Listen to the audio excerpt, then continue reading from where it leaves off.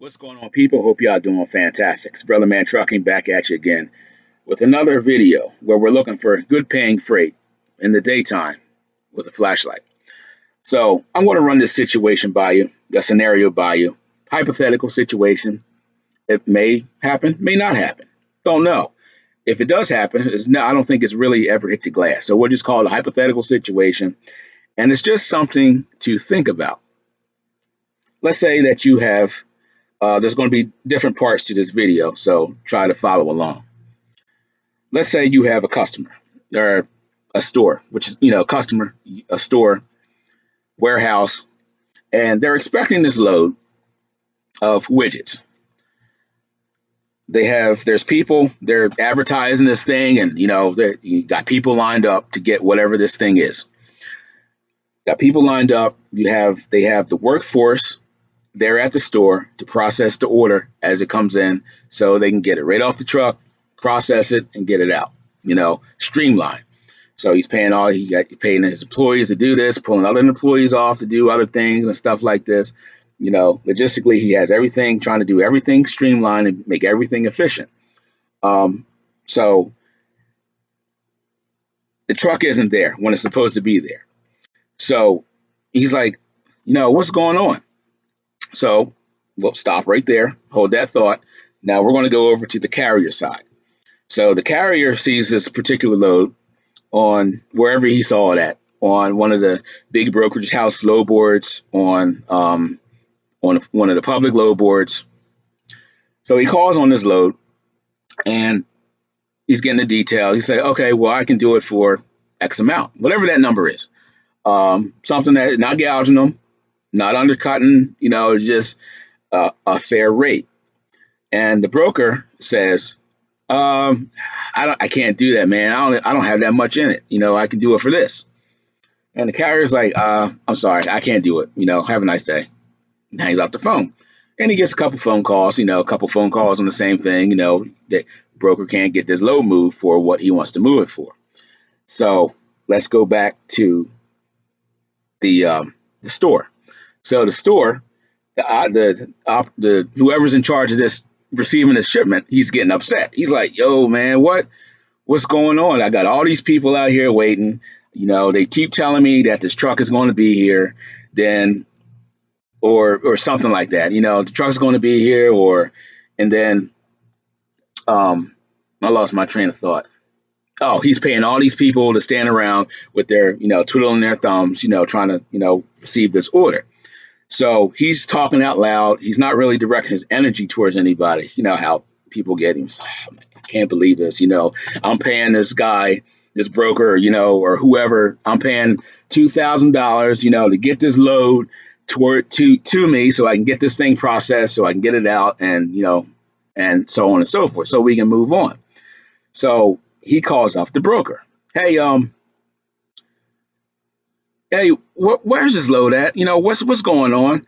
Broker. Hey, well, I'm sorry, man. We can't find a truck. What do you mean you can't find a truck? All these trucks out here, and you can't find a truck? I'm paying you $2,000. I'm paying you double what I usually pay you, and you can't find a truck? What? Yeah, I'm sorry. We can't find a truck. I don't. We're looking. We'll find one. I think we'll find one. So now we go back over to the carrier side. Well, what was the number that the carrier was putting out there? Okay, the carrier. So let's go back over to the carrier side. Well, what was the number that the carrier was putting out there? We know that the load was paying $2,000, right? So the carrier was saying, oh, I can do it. Probably I'll do it for 900. That gives me about $2.50 a mile. That's decent. And the broker's trying to move it for a lot less than that, whatever that number is, right? So carrier's like, nah, it's not even worth it, man. It's not even worth it. So you see where I'm going with this?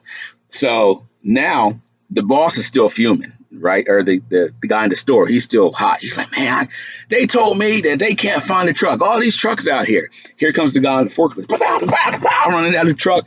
So he hears the boss, the owner, the boss, whoever talking. Man, they can't find a truck, and all these trucks out here. Then here, this is the funny part. Yeah, man, I watch these guys on YouTube, right? And they be saying how the broker be taking, a whole bunch of money and leaving them with nothing. I mean, I don't know how that stuff works, but you may want to look into that. Huh? What? Show me what you've been looking at.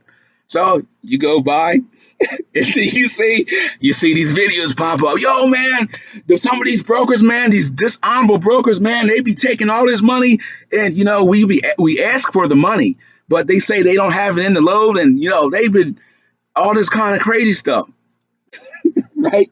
So we can stop the video. We can stop this part right here. You see where it's going. So they see, this is why I said you go to the people. You go to the people about these dishonorable brokers. Not that it's one thing if somebody just lowballs the rate.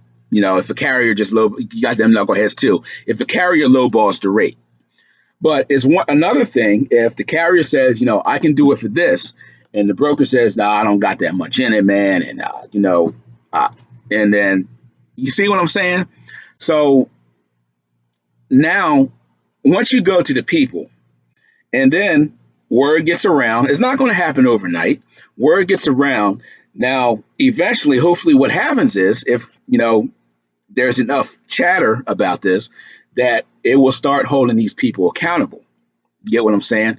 Like these, I'll just say dishonorable brokers, will start holding them accountable. This guy's paying all this money. Again, it's a hypothetical situation. This guy's paying double what he usually pays to get this shipment over here. And the carrier, is trying to do it, calling in to offer a fair rate to move it. And there's a somewhere there's a disruption between the broker and the carrier relationship. So this video is it's a hypothetical situation. It may not even happen. What do I know?